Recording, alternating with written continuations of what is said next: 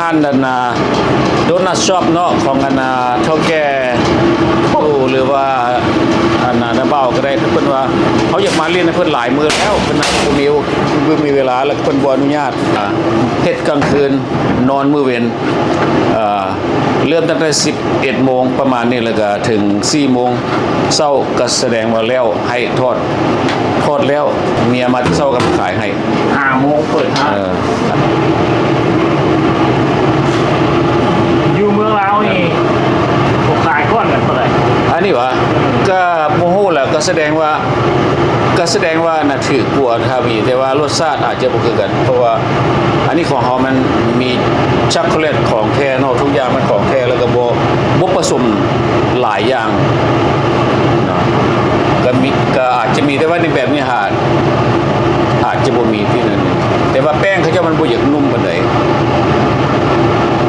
แป้งอยู่บ้านเฮาบ่อันนี้ห้านโดนัทห้านนี้ซื้อเพิ่นว่าโดนัทคิงบอกคิงโดนัทเพิ่นเป็นเจ้าของเลยเป็นทั้งเจ้าของแล้วก็เป็นคนเฮ็ดอีกพร้อม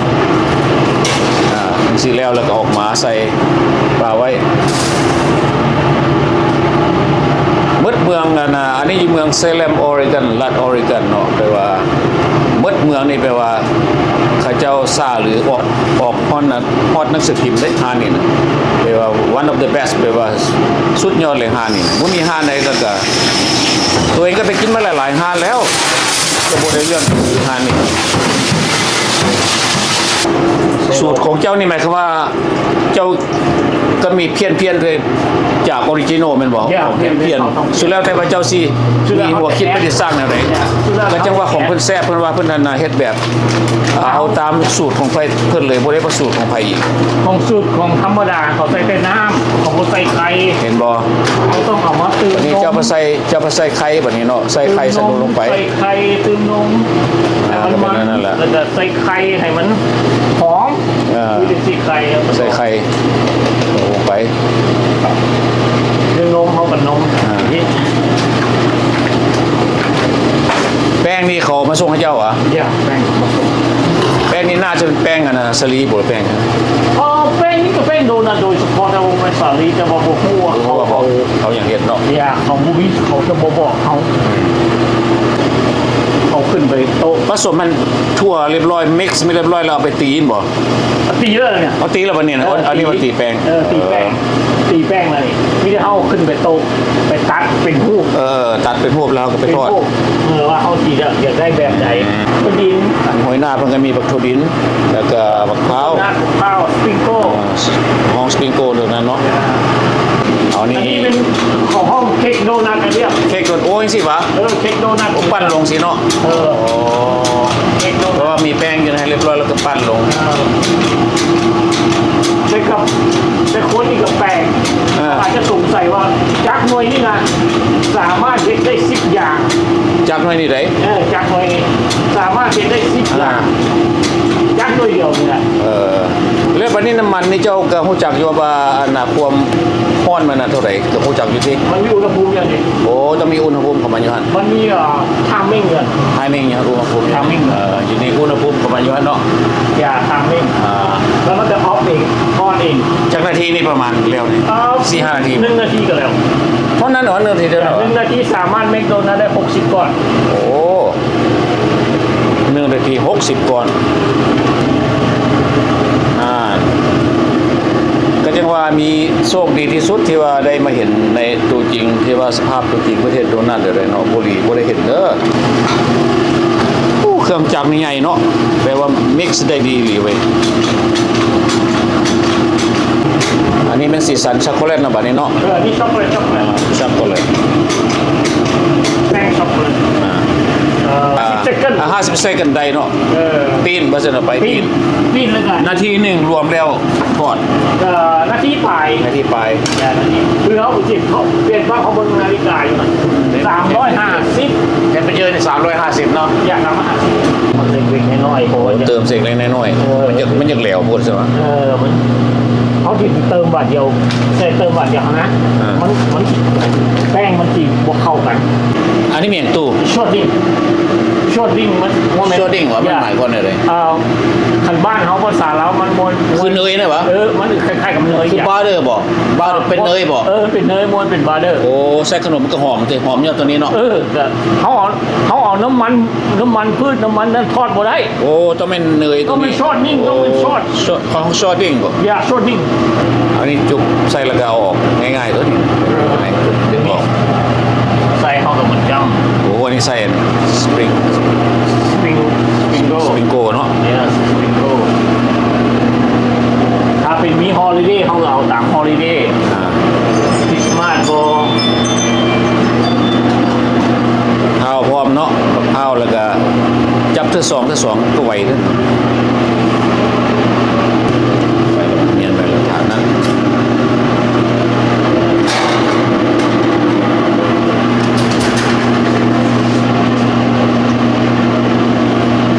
ช็อกโกแลตได้สมอย่างผสมอย่างนี้วะ บาร์เดอร์ใส่บาร์เดอร์อันนี้เขาก็ตีเองไหนไม่ได้ซื้อเลย บาร์เดอร์นี่ตีเองมันหนามัน ช็อกโกแลตหนาเขา ช็อกโกแลตหนามัน ตีเองมันต้องมีขายแต่มีขายแต่มันฉีโบ บูแซมบอก ฉีหวานพูด เออ มันหวานแล้วกับ แล้วจะมาสูตรของเจ้าคนมากหลายเพราะว่าเจ้าสร้างขึ้นเอง หวานแล้วกับแพงอีกเรียบ แพงอีก แพ วะ งเขาเฮ็ดเองกันได้3เทือของเขาซื้อ วะ ได้3เทือ อันที่ว่าเจ้าไส้อันหน้ามันนี่ราคาแพงกว่าอันโบไส้บอก โบ๊ะ ราคาเดียวกันวะโอ้ถ้าไส้มัน ใส่ให้มันงามให้เด็ก ให้มัน น้อย งามเฟเวอร์ มันแบบนี้แต่แบบโบมีเฟเวอร์อย่างคนเขาโบอยากมีเฟเวอร์โบอยากของมักกินแบบธรรมดา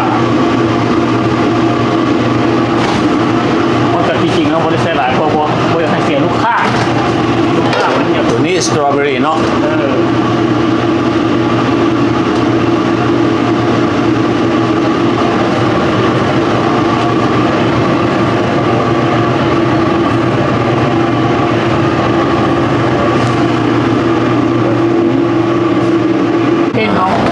อันนี้แสดงว่าทิมเนาะเพราะว่าออกมามันบ่ได้เลยนะเพราะว่าเวลาพื้นหมุนก็มันออกมาบุงงามก็จะเป็นได้ทิม ถ้าเห็ดแต่โบมีเอ็กซ์เพรียนในทีม โอ้ทิมหลายแม่นบ่ ทีมหลาย โอ้ ทีมหลาย แม่นวะคนมาเฮียนไม่ไหม้นี่ก็ทิมหลายแล้วเนาะ ครึ่งหนึ่งหลายเดียว โอ้เขาต้องเฮ็ดงาม ครึ่งหนึ่งแล้วเจ้าว่าการสอนคนนี่ลุกขึ้นหลาย ๆบ่ง่ายๆแล้วสอนคนซะสิได้เนาะ โอ้ลุกขึ้นหลายเลยเดียว อ่า แล้วมวยสอนที่น้ำมือน้ำอย่างสิเป็นเดือน มากกว่าเฮ็ดเวียกโดนหน้านี่มากหลาย ก็จะเป็นงานของตัวเองนี่แหละ อ่า เป็นงานของตัวเอง มวยไทยมาคุ้ม เป็นเจ้านายของเขาเอง แต่มวยไทยคุ้มเขา แปลว่าซื้อห้านเรียบร้อยแล้วกันเป็นของตัวเองมันสบายเนาะ เยอะเลยอยากได้เงินหลายก็ให้หลาย แค่แล้วอะแค่ อยากได้หน่อยก็ให้น้อย แสดงว่าพวกขายมืดๆหรือว่าถ้าขายมืดละเสาเลย ใครสูงสุด4 ชั่วโมงก็สัก มืดเลยบ่บ่เหลือ ก็เหลือ คือว่าคันคนอื่นคนใดคนหนึ่งนี่เขาเซียน อยากเฮ็ดโดนนั่นนี่เริ่มต้นอะไร ก็ต้องมาเฮียนก่อนเฮียนโดนัทก่อนเฮียนตีแล้วก็เมื่อว่าเฮียนตีได้แล้วก็เปิดห้างตัวเป็นโซฟาห้างของตัวเอง เป็นสะก่อนเนาะต้องเป็นสะก่อน ต้องเป็นก่อน เป็นลักษณะหาห้าน ต้องหาห้างหรือว่าหาว่ามีเงินหลายเปิดห้างตัวเอง แต่เปิดห้างตัวเองนี่ หรือว่าไปตีให้หมู่ก่อนก็ได้ เปิดห้างตัวเองนี่แรกๆมันลำบากหลายคนยังบ่มีคัสเตอร์ถ้าเขาไปซื้อมือสองเขาห้างแล้วนะเขาอาจจะมีแช่งหลายคน มันก็เสี่ยงได้เนาะเฮ็ดบิสเนสนี่เนาะ ก็เสี่ยง เพราะว่าโลเคชั่นอีกเนาะ โลเคชั่นอีก แล้วก็สีมืออีกเลย สีมืออีกแล้วก็ขึ้นน้ำ นั่นแหละเพราะว่าเขาเรียกว่าของเจ้านี่เฮ็ดเท่าไรก็เมดก็ย้อนว่าสีมือไปเห็นมา30 ปี คันว่าออกหนังสือพิมพ์มันก็สมควรแล้วหนังสือพิมพ์ของรัฐออริกอนออก ที่เราเบิ่งเบอร์สเปนเกต โอ้เขาให้พอดีโอ้เห็นบอกเขาจะมีใบย่องยอมให้ ก็ให้จะปี หลายเลย30 ปี โอ้ไม่ได้ไปเอาแบบนี้ โอ้ เอาปุ๊บ ก็พวกกัเวนแมนก็มาซื้อบ่มาซื้อนี่ โอ้ every day โอ้พวกกัเวนแมน นเพราะว่าบ่ทำงานเขาเจ้าอยู่ใกล้ๆนี่ เนี่ย เนาะ police station อยู่นี่ พวกตำรวจ คาปิโต้ก็อยู่นี่ ตำรวจคาปิโตมาเนี่ย ย่าย ามมื้อเช้ามันเอามาหารเจ้านี่ ย่าโอ้ตำรวจมาหลาย อ่า ตำรวจมากินขนม ตัวนี้เพิ่นแล้วก็อบเอาเนาะนี่เนาะอบ แล้วก็มันก็มีกับอยู่ตัวนี้นะ ใส่ ตัวนี้ก็อบ โอ้ตัวนี้ก็อบวะ อย่าอบเอาปลาไว้หน่อย เอาไว้ให้มันเย็นซะก่อน ให้มันเย็นให้มันเย็น แล้วเราปล่อยไว้ว่าแบบนี้ ปล่อยไว้ให้มัน ประมาณ 4-5 นาที ประมาณ5 หรือ 10 นาทีให้มันฟูขึ้นบ่เลย ให้มันแห้งอย่าให้มันฟูขึ้นน้อยหนึ่งถ้าเขาไปจับแบบนี้มันยังอยากติดมือเพราะมันอยากเปียกสิเขาไปจับบางทีมันติดมือให้มันสัตว์อัพใบไว้คนหนึ่งให้มันสัตว์อัพก่อนอย่าก้อนเจ้าตีราคาบ่ โอ้ยมันบ่เป็นตั้ง300ก้อนหรอ 500 500วะ 500ก้อน เป็นว่าเขาก็เฮ็ดหลายแบบหลายสไตล์ หรือจังหวะเห็นอะไร ยังได้500ก้อน อย่า500ก้อนก็บางทีอาจจะกาย รวมแล้วทั้งเฮาปิ้งทั้งอย่างนั้นมื้อจะก้อนเดียวได้จะก้อนพันพูดเป็นพัน พัน ปลายบ่ พันปลายหา2,000ถูก ก็แม่นแล้วเนาะก้อนขนมก้อนนึงก็ไม่ต้องดอนปลาย2ดอลลาร์เว้นบ่ เกือบ$2 แม่ ได้ป่ะนี่ มันฟูขึ้นมาได้นะ เขาจับได้ป่ะนี่ โอ้ย เขาจับ มัน ได้ ตะกี้มันอยู่พี่ไหนลุ่มๆพี่ มันอยู่พี่เดียว มันเลยฟูขึ้นมา เมื่อถ้ามันบอกอันนั้นเขาไปจับมันจับบ่ได้เดียวมันจับบ่ได้ โอ้จับบ่ได้เนาะ จับบ่ได้จับแล้วมันติดมือติดยังไปมือจะบาดเนี่ยติดมือเขาห้องว่าแป้งยังบ่ได้เข้าใจปะถ้าแป้งยังบ่ได้แสดงว่าเจ้าจับมันบ่ได้ โอ้เอาไปวิธีใดบัดนี้ ยังต้องเอาเหล็กเอาอันปันมันออก พวกยกอย่างใดได้วะนี่โอ้เก่งโอ้เจ้าเก่งมีวิธีของเจ้าเนาะเอายกขึ้นหันสะก้อนแม่นบ่ เนี่ย ถ้าหาเฮ็ดผู้เดียวเขายังคิดว่าเจ้าสิเอาขึ้นจังไดเนาะเจ้าก็ เขาบ่ให้ยกขึ้น ซ้อนกันสิโอ้จะไปเหยียบขึ้นโอ้โธ่แน่เขาว่าใส่หัวทุกคนก็ยังว่าจะเอาขึ้นจังไดผู้เดียวแต่ละมือเขาเฮ็ดแนวนั้นเนาะ บ่ได้ใช่ปัญหาแล้วฮู้จักเฮ็ดวิธีเนี่ย มันต้องใช้วิธีมันต้องมีวิธีเฮ็ด ใส่เทคนิคโจ้มันจะเผา สิถอกลงเบิดบัดเดียวอะ โจ้มันจะเผาเลยเดียว โอ้บ่แม่น100ปลายพุ่นวะ200ประมาณ150บ่อย่างน้อย 130คุณแล้ว หม้อนี่ก็เท่าไหร่แล้วหม้อนี่ แต่หม้อก็บ่แห้งแล้ว หม้อนี่ก็พอแห้งแล้วมันจะไปยกขึ้นโต๊ะมันมุ้ยใครยกได้เถื่อน บ่แล้ว ที่เก่งมาเลยก็ยกบ่ได้อันกระบงมีเทคนิค บ่ได้หม้อนี่100ปลายพาวเนาะแต่ว่าแต่นี่หา4โมงนี่สิทอดแล้วพร้อมโอ้มันตกแล้วนั่นน่ะ ฮะ มันสิตกแล้วตกลงดินแล้วนะ โว้ยบ่ต้อง บ่ตกวะโอ้ยก็ระยะมันตกบึ้มใส่ขี้ดิน บ่ เฮ็ดไปก็ฮู้ใจฮู้คนใจแป้งเจ้าเนาะวันนี้สปั้นมันว่าบัดนี้ ปั้นให้มันเป็นก้อนแล้วเขาจะเอาไปเฮ็ดแล้วเขาจะได้อย่างแน่ โอ้ว่าจะสิดีไซน์เฮ็ดแบบใด เขาสิดีไซน์แบบไร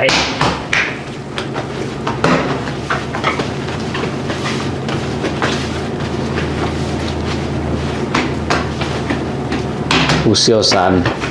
ของแท้จากสหรัฐอเมริกา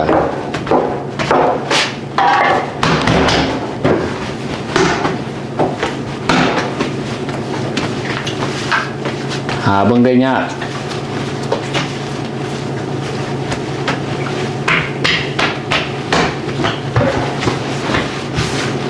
ปึ๊บจุ๊บจุ๊บจุ๊บ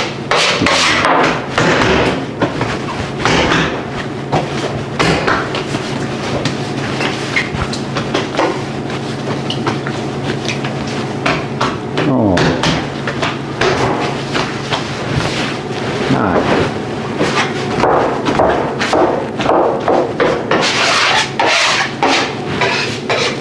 สำนาน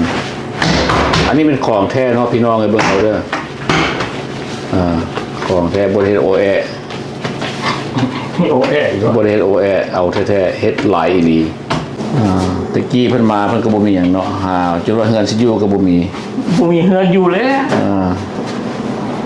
เหตุการณ์ก็ได้เงินน้อยเนาะไปเหตุการณ์แต่ละ โอ้ยพอ เริ่ม day by day วันนี้เบิ่งดูกลายเป็นเฒ่าแก่ day by day เขาว่าบุญวาสนาของคนเฮานี่แข่งกันบ่ได้แล้วก็อย่าเฝ้าไปข้ามเนาะยามบุนั่นน่ะศิลปะนี่ล่ะ คนเขามีโอกาสหมดทุกคน เจ้า แหละ ของ มีโอกาสหมด มีโอกาส มีโอกาส ย้อนความดุความดัน แต่ต้องได้ขยันน้อยนึงนะบ่ขยันมัน อย่าง มี บ่ โอ ได้ กาส คือเพิ่นที่เฮาเห็นเพิ่นนี่ล่ะดูเอาแท้ๆล้างหลักแล้วไปเลยแม่นบ่คันบ่ล้างก็ยังคาใจอยู่กันในล้างคือเก่า เอ้าน้ำสมชาถาแป้งน้ำไข่เขาก็ต้องล้างหม้อ บ่ได้เฮ็ดตัวเมียทาแป้งวะ ประมาณอยู่10 นาที10 นาทีแป้งนั่นกันแล้ว10 นาทีเมื่อเขาก็ตัดละ ตัดบ่ เขาก็ตัดที่นั่นก็ตัดละ ประมาณ10 นาทีเอาไข่ทาประตูนี้อันนี้สูตรหนึงต่างหากอีก อันนี้เป็นของเดี๋ยวสูตรหนึงต่างหาก คือกันกับอันอะเพรสโซ่เนาะ คล้ายๆกันเลยว่าโมเมนต์แป้งนี่ของห้องเดนนี้แล้วเขาก็เอาครีมชีสเอาอย่างใส่ทั้งหน้ามันต้องไปอบอบ ลายตัวเฮ็ดตัวนี้ โอ้อันนี้ของออเดอร์ของนิดหน่อยของสร้างก็คือ เดี๋ยวนี้เขาสั่ง เขาสร้างเขาสร้างเขาเรียบ โอ้แป้งอ่อนนุ่มดีเนาะนวลเส้นยังบาทนี่ ลาลีดแป้งเห็ด รีดแป้งบ่ ลีดแป้งแล้วก็เห็ดขนมสุดแล้วแต่เจะเห็ดมีดีได้ เบิ่งโอ้แป้งมันฟูขึ้นเนาะ บริใส่แห้งงานหรอก บ่ได้ใส่แห้งบ่ ใส่แต่รีดไปซื้อเพราะว่าแป้งเขามันอ่อนแป้งเขาอ่อน คันเฮ็ดโดนัทนี่คันมันแป้งบ่อ่อนแล้วมันสิกินบ่แซ่บเนาะ กิน นุ่ บุ ม แซ่ เนาะ บแล้วก็เปลืองมีทุกอย่างเปลืองหมด เปลืองทุกอย่างน้ำมันอีกบ่ น้ำมันกับเปลืองแห้งงานกับเปลือง อืม เปลืองหมดนั่นแหละ เปลืองหมดน่ะเสียเวลาอีก มีหยังนั่นเอาลิงอยู่น่ะ ลิงก็ให้ลมมันออก โอ้มันมีลมอยู่ในนั่นวะ มันมีลม อ๋อไม่มีหลายขั้นตอนเนาะเศรษฐกิจนี่บ่ธรรมดาเนาะโอ้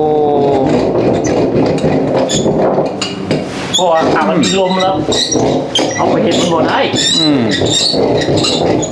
พี่สร้างบ่เห็นด้วยกัน เอาแป้งอันนี้ปลาตังโกนได้อยู่บ่คือกันบ่ได้บ่ บ่ได้แป้ง คนละแนววะ มันใส่ยาเหม็น เฮ็ดข้าวจี้ก็บ่ได้บ่แป้งอันนี้ บ่อ่อนให้ข้าวจีบ่ได้ อ่อนโพดบ่ แป้งข้าวจีต้องแข็ง อืม แป้งข้าวจีต้องแข็ง โอ้อันนั้นเจ้าเลือดไปทันได้แล้วว่าตัวนั้นได้ตัดไปทอดแล้ววันนั้น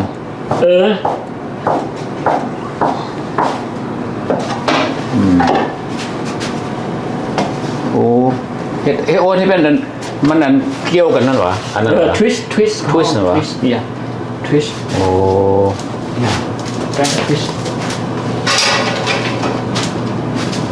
เฮ็ดแบบนี้เนาะสนุกทวิสต์แล้วโอ้ยโยนไปบัดเดียวได้เลยวันนี้ชูดเก่งตายแท้วะ ก็ต้อง เดินไปบัดเดียวเลย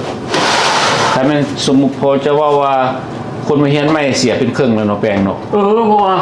สมชาติได้สมชาติเป็น สงสารสิเป็น คนลาววิสัยหนึ่งนะมาอเมริกา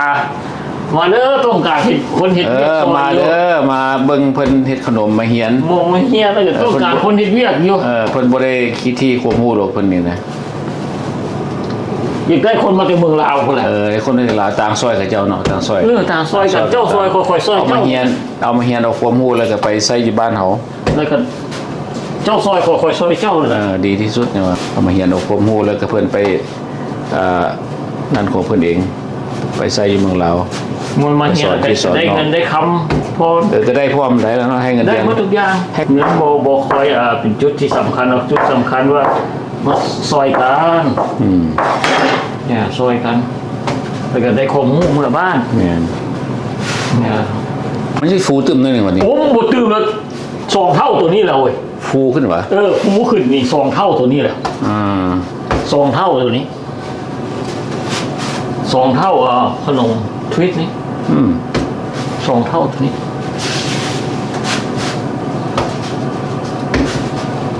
เบิ่งขึ้นง่ายบ่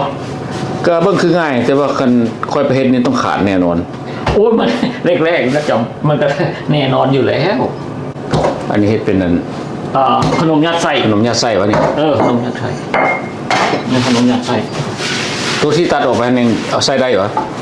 จะเฮ็ดอันอื่นบ่มีอย่างทิ่มแม้แต่คันเดียวก็บ่ทิ่ม ให้มันนั่นแล้วเอาลบออกวะนี่ ลบออก เดี๋ยวจะเสียตัวยัดไส้ ยัดไส้เมื่อล้มออกแล้วเอาล้มเข่าอีกเด้ มันเข้าไปอีกวะ เพราะว่าเขาอยากได้ก้อนใหญ่ก้อนน้อยน้ำขึ้นน้ำเฮาเองเนี่ย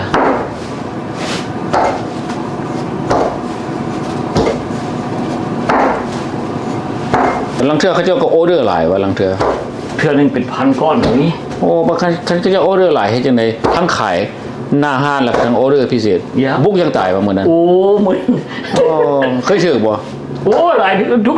เดือนทุกเดือน เขาเอาเพชรพ่อได้เห็นอย่างของเขาเนย เจ้าเบิ่งอยู่กระดาษหันเทื่อ1,000 ก้อนเจ้าคือโดน1,000 ก้อนเจ้าเท่าไหร่ล่ะ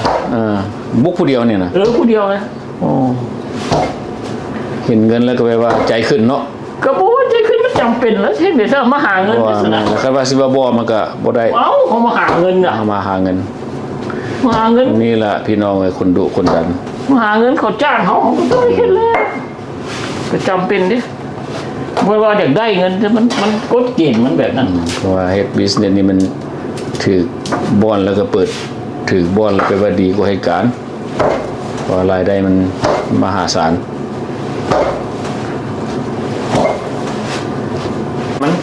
ให้มันเข้าไปอย่างซี่อีกแล้วเขาก็ปั้นเป็นก้อนเขาเข้าเตาอบ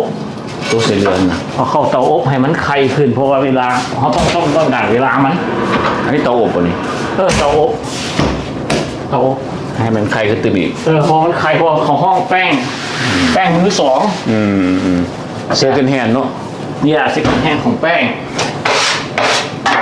อันนี้ประเด็นเฮ็ดเป็นหูตรงนี้นะอันนี้เฮ็ดแบบนี้เนาะหูมันมีแบบของมันเนาะอันนี้เขาปั๊บเสียบปั๊บก็เป็นอันนี้ก็แสดงว่าเขาทุกคนเขาพูดว่าโดนัทเป็นตัวนี้ตัวจริงเนี่ยตัวนี้เป็นของออริจินอลต้องเป็นออริจินอลอย่างนั้นสกี้มันก็มีแต่ตัวเดียวนี่แหละสมัยก้อนๆบ่สมัยจะเริ่มแรกบูมีพวกนี้มันบัดนี้อยู่บูมีจริงว่าดีไซน์ออกมามีแบบฟีลลิ่งมีทวิสต์มีหลายอย่างเด็กขันของแท้มันก็มันมีตัวเดียวนี่แหละ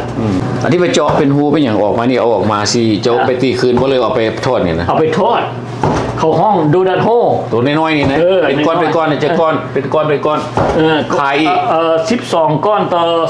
450 12 ก้อนน้อยๆนี่ได้นี่2 4 6 8 10 12นี่450แล้ววันนี้นะซ้ำนั่นน่ะที่โทนี่แหละเนาะคนตัวนั้นนี่ถ้าว่าตั้งสถานที่ถือมองคือเพิ่นนี่พอโทเพิ่นนี่สมควรแล้วสถานที่มันดีอยู่นี่นะก็จะมาเฮ็ดเท่าไรก็หมดเท่านั้น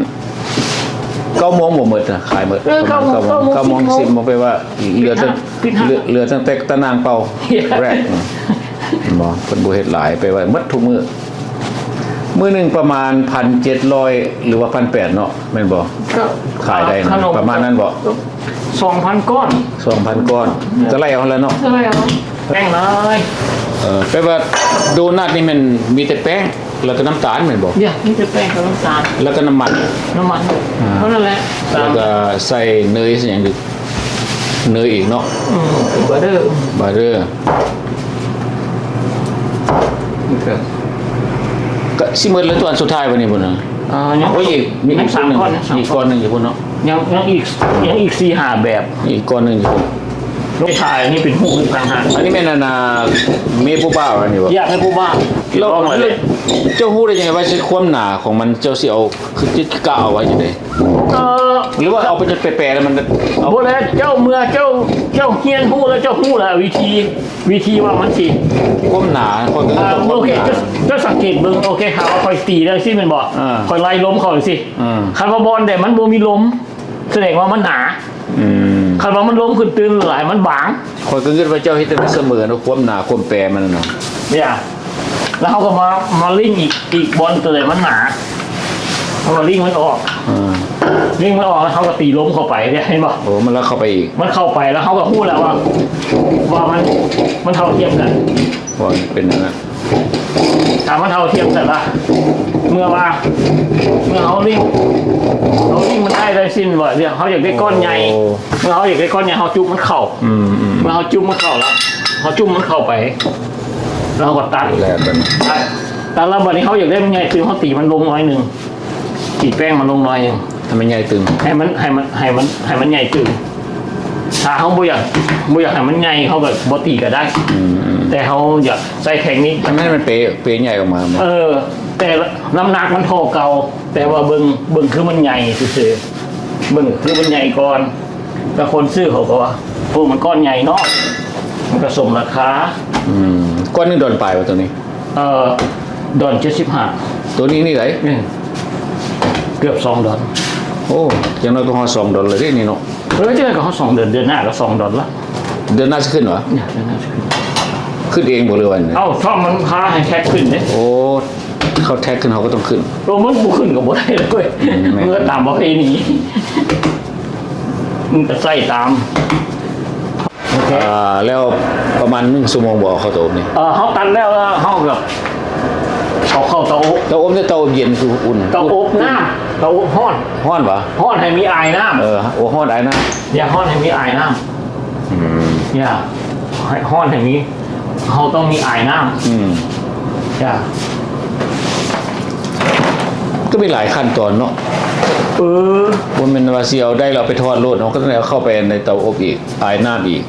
แล้วเมื่อเอาเข้าเตาอบไปแล้วออกมาให้มันแห้งอีกได้เถียบ ว้าวหลายขั้นตอนเอาเข้านี่แปลว่าให้มันเป็นอย่างจัง ให้มันไข่ ให้มันไข่วะ ถ้ามันไข่ถ้ามันมีน้ำขนมเจ้าสีแข็ง วะ ขนมเจ้าสี dry มันจะบูเป็นตะกิน เดี๋ยวเราออกมาแล้วทำมาปะเป็นทองนิดนึงก่อน เปิดเตาไฟสตาร์ทเตาไฟได้เขาเปิดเตาไฟสตาร์ทเตาไฟได้แสดงว่าอายน้ำมันแห้งลุ้งแล้วมันขนมเขาทอดมันก็บ่มีน้ำถ้าว่าเตาอบเขาบ่มีน้ำมันก็เป็นไปบ่ได้อีกเลยคันเตาอบเขาบ่มีน้ำนะ เตาอบต้องมีน้ ต้องมีน้ ำโอ้หลายขั้นตอนเราแท้ว่า ำคันเตาอบ แป้งมือสองมามันนี่ เนี่ยแป้งมือสอง ตัวที่มันเสร็จเหลือเป็นแป้งมือสอง ก็ห้องแป้งมือสองแป้งนี้แป้งมือสอง อันนั้นแม่นั่นนี่อย่างนี้นะ แป้งโหยหน้าบ่ให้ แป้งหัวหน้าเสื้อ โหยหน้าบ่ให้มันติดบ่ให้มันติด อันนี้มีอย่างนี้บ้านี่ อันนี้ซิมโร ซิมโรวะ เนี่ยบุคคล คล้ายๆซินนามอนเหรอวะ ตัวนี้ซิลิเมนแต่ว่าเห็นแล้วของซิมโรแต่ ต้อง ซิลิเมน สีน้ำสีให้มันเป็นอย่าง ให้มันติด ให้มันติด เพราะว่ายามเข้าไปทอดมันสิโบมันออกโบ โอ้มันออกเลยเนาะ ขาของโบ โอ้จะซินนามอนโรจะโรแบบนี้วะ กับซิมโรเขาก็ต้องโลตัว โอ้โรแบบแผ่นใหญ่ๆแบบเดียวแล้วจะมาตัดสิบอก เนี่ย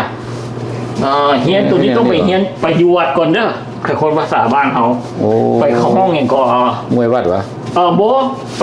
ปพับศาสตร์แห่งอยู่วัดก่อน โอ้แบบพับศาสตร์คือแม่นเลยเนาะแบบพับศาสตร์ ก็ต้องไป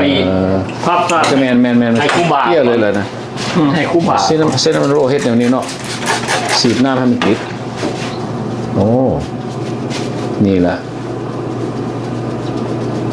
คันบูมากับบูโฮเฮ็ดจังได๋สำได้บาทนี่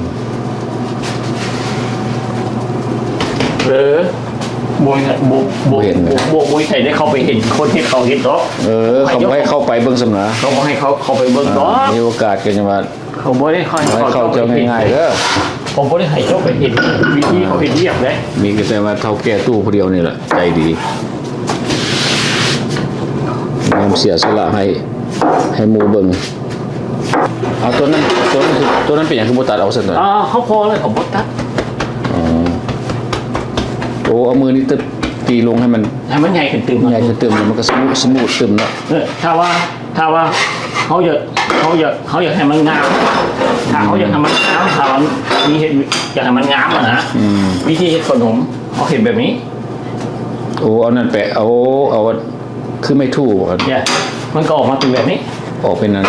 ออกมามันก็เป็นหูปแบบนี้ เป็นรูปแบบนี้วะ เนี่ยเป็นหูปบ่มันก็เป็นหูปอันนี้ก็ธรรมดาก็ธรรมดา สุดแล้วแต่เขาอยากเมคมาแบบ สุดแล้วแต่ว่า เรื่องของพวกฮุบนี่ขึ้นแล้วแต่ว่าเขาจะ เอามักเลยใด จะเฮียนวิธีใดคือออกวิธีใด อันนี้แบบว่าพักศาสตร์เนาะโรศาสตร์ ก็คือว่าเขา เมียนศาสตร์ เขาห้องอย่าง ไปอยู่วัดซะก่อน ภาษาลาวเขาคนอยู่วัด วัดเหรอวะ พวกผู้ชายเขาอยู่วัดฮะ สังกะรีวะไปเป็นสังกะรีเฮียนพักศาสตร์ก่อนมาซะเลย แล้วเก่งนะเก่ง ศาสตร์เป็นศาสตร์มุนๆเนาะ เพราะว่ามันเป็นก้อเลยเป็นก้อได้เดียว มียังกระยาตรงใดเข้าก่อนเอาเข้า เอาเข้าเว้ย เตาอบซะก่อนอบน้อยๆอบอุ่นๆบ่มีเทมเปอเจอร์อยู่ติ เนี่ยแทมเปอร์เจอร์กับนี่เนี่ย เท่าไหร่เทมเปอเจอร์น่ะ แทมเปอร์เจอร์นี่เขาใส่อยู่ก่อน90 อ่า 90เนี่ย อืม 90 ดนไปแล้วเจ้าของ ประมาณอยู่สุดแล้วแต่ขนมเจมันทอกันเป็นไปบ่ได้ สุดแล้วเนาะ บางอันก็40 นาทีบางอันก็ครึ่งบางอันก็สาวสุด แล้วก็เอาไปทอด 2 ดอล ก้อนที่โรนี่เด้ 350 350นั่นนี่ก้อนเดียวนี่นะ ก้อน350 โอ้ เริ่มแป้งมื้อ3ว่า350จ้ะโลนึงก็ แล้วบาดนี้ตัวเมฆปูบ้าก้อนเท่าไหร่นี่ เกือบ2 ดอน75 ดอน75แล้วบาดนี้เกือบโอ้ราคาแพงได้นี่เนาะแล้วก้อนน้อยๆนี่12ก้อน4ดอนบ่ 4 ดอน 4ดอน50 50เนี่ย4 ดอน 50 แป้งมือ2มือ3นี่มือ3เดี๋ยวรีดยากแล้วเพราะว่า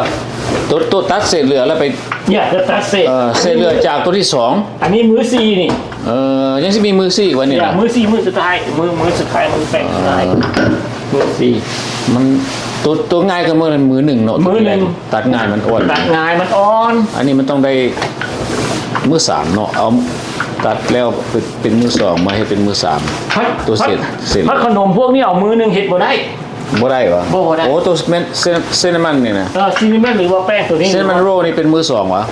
แป้งมือ3 เอามือ3เนี่ยมือ3มันบ่ต้องการฟูหรอกตัวนี้เนาะ มันก็ฟูกันแต่ว่า ฟูกันวะ แต่ว่ามันเขาเอาไปแป้งมือหนึ่งเฮ็ดบ่ได้ วะ มันบ่เป็นเจ้ามันออกมาบ่งาม อืม มันออกมาบ่เป็นตะเบิ่งนะ วะ เนี่ยเคยเฮ็ดอยู่เคยลองอยู่ อันนี้แม่นาไม่อย่างเลยนะ แอปเปิล แอปเปิลวะเอาใส่ข้างในวะ ใส่ข้างในเขาห้องคำภาษา อันนี้เป็นเซนมันโรกัน บ่อันนี้ฮาวาอเมริกาภาษาอังกฤษเขาห้องเบียร์คล็อกแต่ว่าภาษาลาวเขาตีห้องเขาว่าบิ๊กฟุตตีใหญ่บ่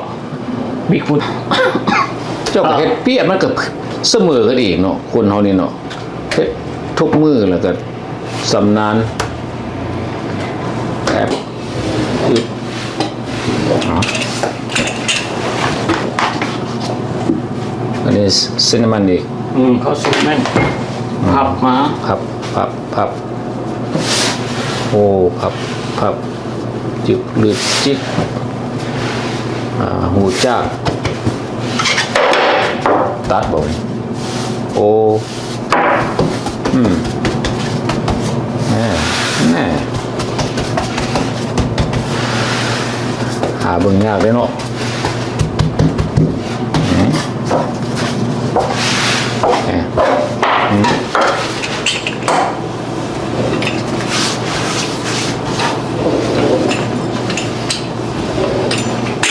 สิออกมาในไรแบบนี้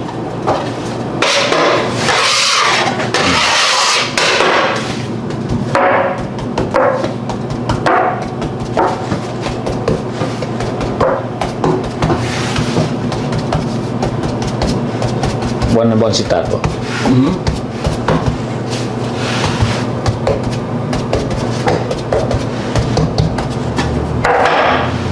โ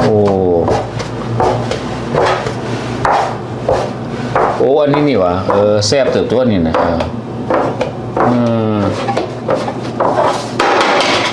พี่เลือก น้อย ก้อนที่ต้องขายแพงก็มูบ่นี่3 ดอน 3 ดอนก้อนเดียว3 ดอน75อย่าก้อน3 ดอน 75 สุดท้ายของแป้งมือ4บ่ตอนนั้น อย่ามือ4นะ มือ4ของมือ4เฮ็ดลาบภาษาลาวห้องลาบเด้อ เอาเฮ็ดลาบเบิ่งบัดนี้ เฮ็ดลาบแป้ง ลองเฮ็ดลาบ เคยได้ยินบ่เคยได้ยินบ่ บ่เคยได้ยินจักเทื่อลาบแป้ง เนี่ยนี่แหละบ้านเฮาขอห้องลาบงัวลาบ เห็นลาบเป็ดลาบไก่ลาบงัวหูแต่ว่าลาบแป้งบ่ฮู้ อันนี้เขา เอาลาบไปให้ผมดูบ่ บลูเบอร์รี่ เมี่ยงนะบลูเบอร์รี่ มาใส่หน้าขนมตัวนี้ โอ้ตัวนี้สิเอาไปอบ ที่นั่นเขาอบหรือถ้าทานกินตัวนี้แซ่บเรียก ใส่เนยลายบ่ ใส่เนื้อใส่ยังใส่บักทั่วใส่ยังใส่ไข่ใส่ยังวันนี้เขาก็มาเบิ่งแป้งมันได้แล้ว อ๋อบ่ ให้บอกมันไข่เห็นบ่อยเดียว ไข่คือตื่ม มัน โอ้เนาะไข่เนาะบัดนี้เนาะไข่คือตื่มแต่ตัวน้อยๆเดี๋ยววันนี้เป็นไข่คือตื่ม แล้วเขาไปทอดมันยังไข่ถึงตึมอีกแล้วเขาไปทอดมันยังไข่ถึงตึมอีกแล้วตัวนี้ระวังถ้าเขาปลาไว้โดนลาย มันยุบลงอีกวะ มันยุบมันโบเป็นตะกินเลยเนาะ เขาต้องทายมิ่งต้องเวลามันได้ มันต้องมีไทม์มิ่ง มันทายมิ่งมันตรงเอาบัน อันนี้ใส่ปิ้งนัว เซนมันเป็น ปิ้งนัวบ้านเขาห้องปิ้งนัวเห็นบอก เป็นนัวแล้ว อเมริกาเขาใส่ข้าวปิ้งนัว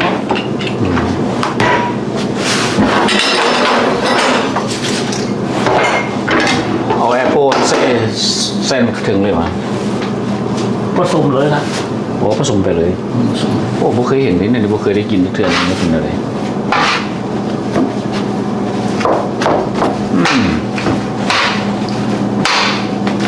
ค่อนข้างจะยากเลยแบบนี้ตัดยากเลย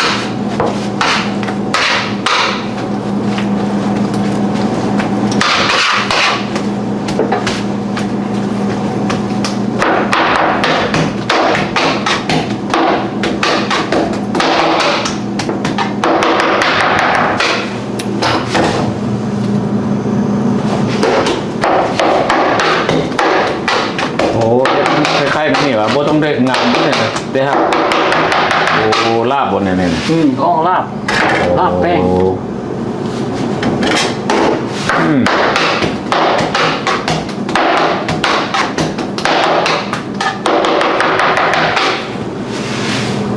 นี่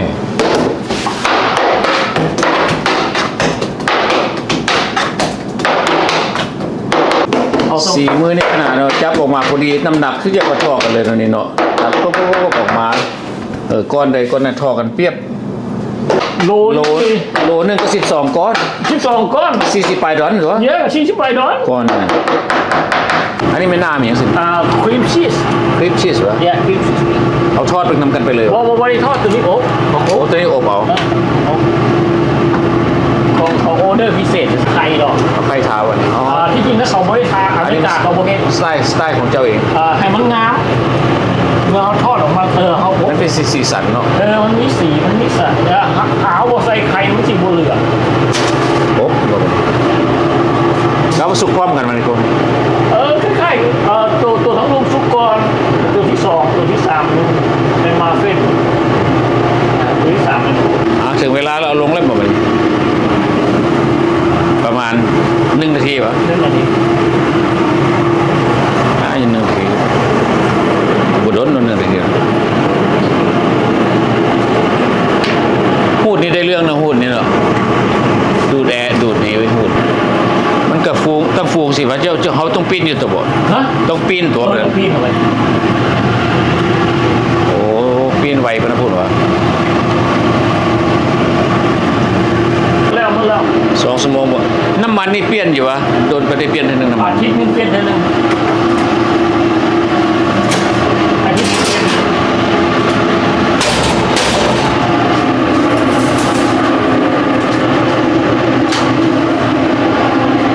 มันนึกว่าสิจุบเทละก้อนบ่แม่นไหลบัดเดียวเลยโอ้เฮ็ดอันนี้บัดนี้ช็อกโกแลต หน้าห้าง มาไว้หน้าห้าน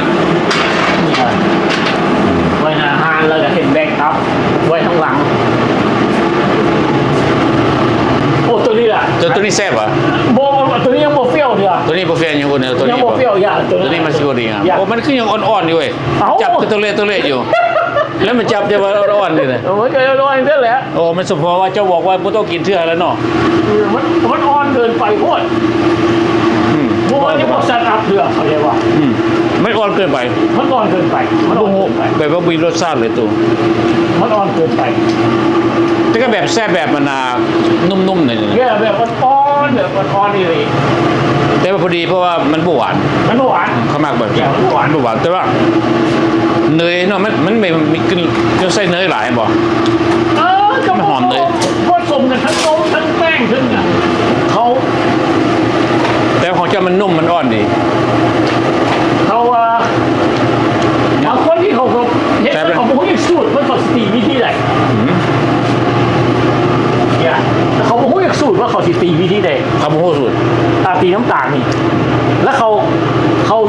าตีแบบตามเจี้ยของอเมริกา แมน เขาให้มาวันนี้มันเปลืองได้เรียบซื้อมันถือก้อนมานี่แล้วเขาเลยซื้อเอาเขาบอกว่ายักปรับปรุงนะไอเรียบเขาบอกว่ายักปรับปรุง มันรู้สึกว่ามันแบบ คือว่าเนยเนาะ เนี่ย เขาว่าสูตรของเจ้านี่สินักไปทางเนยแต่ว่าคนมันติดเพราะติดเนยนี่ปานติดสาเลย คนกินวันนี้เขาไปซื้อแป้งไอเดียวเขาไปซื้อแป้งนะคือการทำเขานี่แหละมันออกมาเป็นในที่เจ้าบุญยาเขตอ่ะ โอ้โหแล้ว เจ้าน่ะโบปรุงโบใส่ไข่โบใส่นมจะก่อนอย่าว่า ของเจ้าไม่ใช่ไข่ใส่นมพอ อยากใส่ไข่ใส่นมวันนี้ใส่ไข่ใส่นมตีเนี้ยไอเดียว แล้วมาสูตรเจ้ามันแปลกโมสูตรของเจ้านี่ โบต้องตีเนี้ยไอเดียว ตัวยากวะ อยากมันตียากตียากก็ของธรรมดามันตียากเพราะว่าเจ้าแก๊สพวกของพวกนี้เข้าไปเลยเนี่ยอยากจะต้องหูจะไก่มันจะจึงเอามันไปได้ถ้าเจ้าหูจะไก่มันจะเอาไปบ่ได้ ไปบ่ได้เนาะ เพราะว่ามันเป็นสูตรของมันล่ะเพราะแป้งอเมริกาเขาคิดมาแบบนั้นเขาจะว่าแล้วจะมาเปลี่ยนแปลงมันอ่ะเจ้าต้องเรียนหูใจมัน สรุปแล้วเขากินใหม่ๆนี่มันสิอ่อนโพดเหรอ ก่อน มันอ่อนโพดแล้วก็ปาไว้ให้โดนๆซะก่อน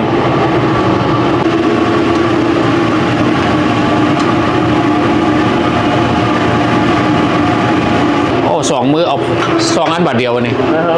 โอ้เชื่อเลย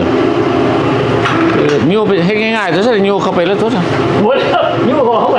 ฮิตสวีทมันเลยต้องมี experience นะบูมีมันออก เบิ่งคือว่าเจ้าเฮ็ดคือง่าย เอาออกก่อนเวลานี่ออกมาหมดเลยมุน ๆโอ้มูนน้ำยับเหรอ เฮ้ย มูนน้ำยับเลย โอ้ยเพื่อนเหมือนแหละแบบนี้ โอ้ มันไหลออกมาเลยเว้ยแล้วมือเยอะที่เห็นบอก โอ้ถ้าพลาดเนาะ สาพาด เปลี่ยนอันใหม่เป็นเลมอนเนาะแบบนี้เนาะ นะฮะ มันเหนียววะ มันยังเด็ดอยู่ในเรียบ โอ้ เขาไปเห็นแล้วเลยน้ำเขาจ้ำเที่ยว2เที่ยว3เที่ยว1สี่ยากเที่ยวนี่สี่ยากนี่ก็เฟลลิ่งตัวใหม่อยู่ได้เรียบ อ๋อเฟลลิ่งตัวใหม่อีกวะ มีราสเบอร์รี่ อ๋ออันนี้raspberry วะ ราสเบอร์รี่ โอ้เจ้าก็มีเครื่องจักรไปให้ง่ายๆเนาะคนหนึงว่าเจ้าสิเอาอย่างเอาเข็มแทงก็อย่างก็แสลงสีดยาน่ะนะแต่ก้อนไม่เอาแสลงสีดยาวะสมัยก่อน สมัยก่อน พัมแบบพัมมือนี่นะ ผ้ามือบ่ บ้า สปริงโกเนาะสปริงโก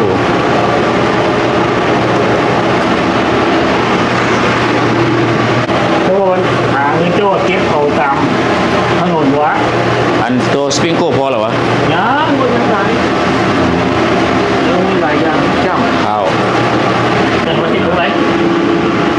ติดไปบ่ได้เลย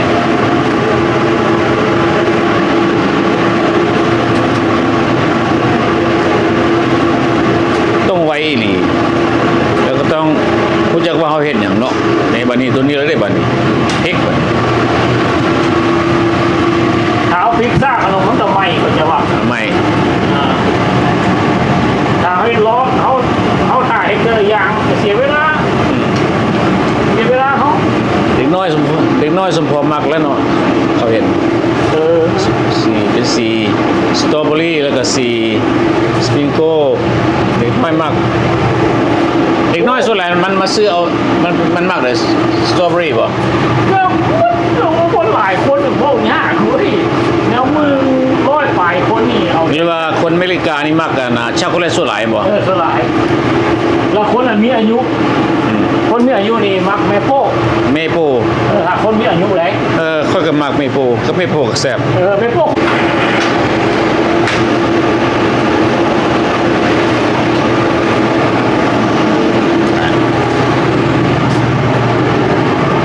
แรกนี่เต็มมื้อละจังหน่อยเนาะ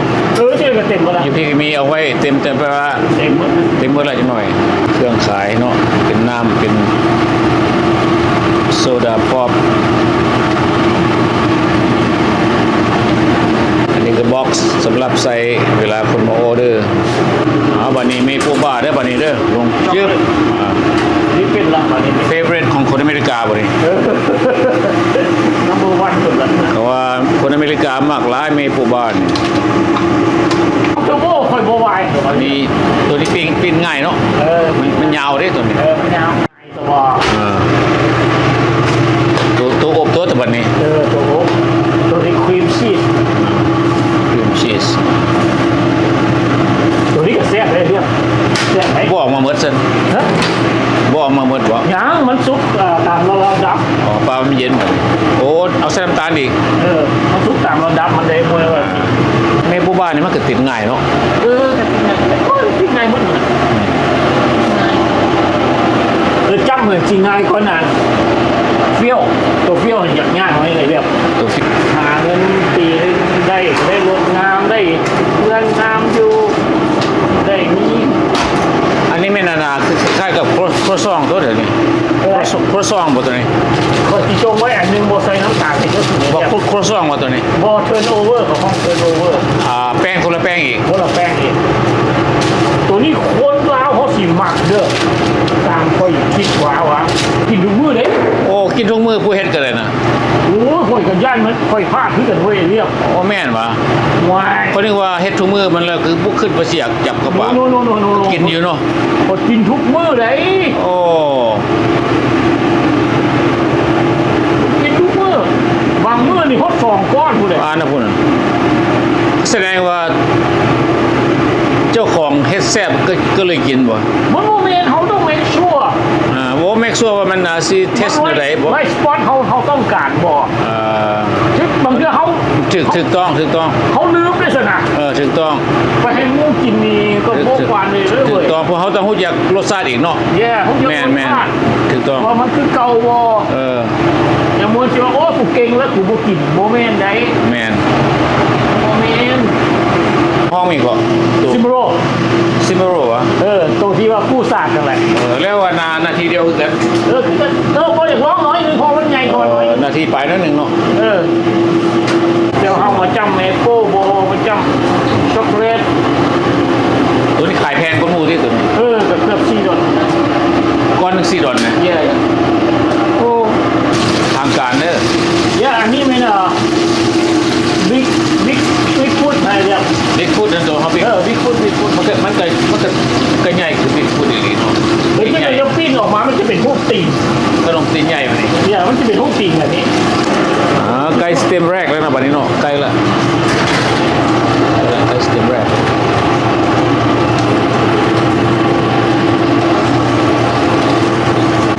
ใหญ่นะบัดนี้เนาะ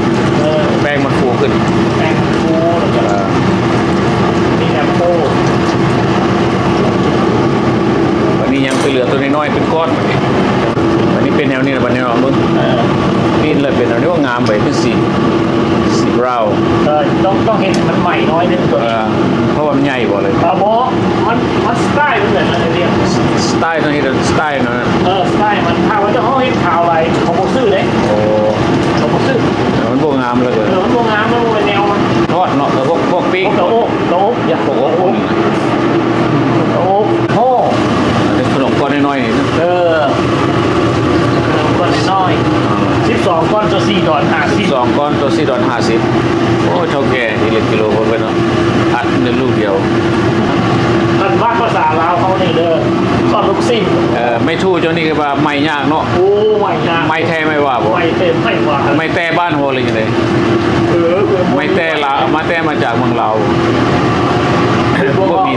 ความร้อน400 ดีกรี โอ้ยังสบายอยู่ โอ้ยสบาย โอ้ เขาเหลืออัน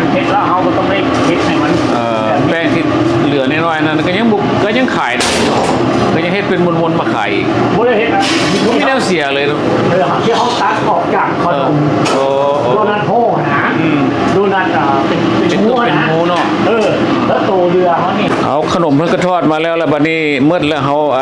มารีวิวคืนหลังว่าแป้งนี่50พาวถุงนึงนี่ก็50พาวมื้อนี้เพิ่นใส่แป้งไปถุงเดียวช่วงใส่แป้งไปถุงเดียวแล้วบัดนี้แป้งถุงเดียวนั่นก็เต็มหม้อก็ว่าเต็มหม้อสำหรับหม้อตัวเดียวนะที่เราเห็นเนาะประมาณครึ่งหม้อที่ว่าปั้นกันอยู่นะแป้งถุงนั้นเราเอามาปั้นอยู่นี่ที่หม้อเดียวนี่แล้วขนมได้เท่าใดน้อยหลายเฮาพาไปเบิ่งเด้อสิพาเบิ่งว่าอันนี้นี่ขนมที่ว่าหม้อออกจากหม้อเดียวนั้นให้เบิ่งว่ามันได้หลายได้น้อยสักใดนั่นก็แม่นนี่ก็แม่นออกจากหม้อเดียวนี่ก็แม่นเพิ่นสต็อกไว้เพราะว่าขายทั้งหน้าแล้วก็ถ้าว่าต้องการก็มาเอาทั้งหลังนี้มีปูบ้ามีโดนัทแล้วก็มีสปริงโก้มีหลายชนิดมีตัวนึงแล้วก็ทั้งหน้าบัดนี้ทั้งหน้าเตรียมอะไรกันหน่อยก็มีนะคนมาเปิดประตูเพิ่นจะใส่เป็นราคาแต่ละก้อนแต่ละต้นทั้งเทิงก็มัน$3.50แล้วก็$3.50 $3.50$1.5มานี่มีหลายราคาพร้อม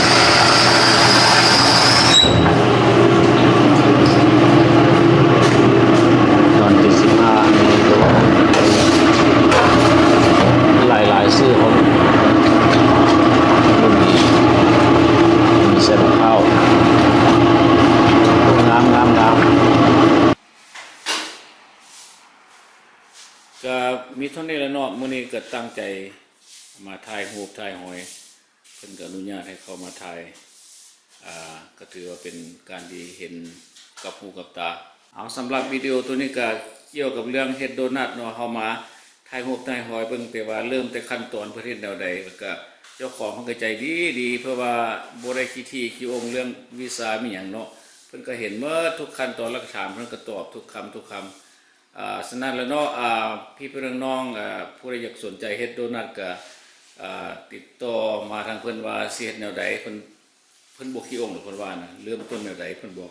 เพิ่นว่านั่นนะเอาขอบใจเด้อพี่น้องที่ติดตามเด้อ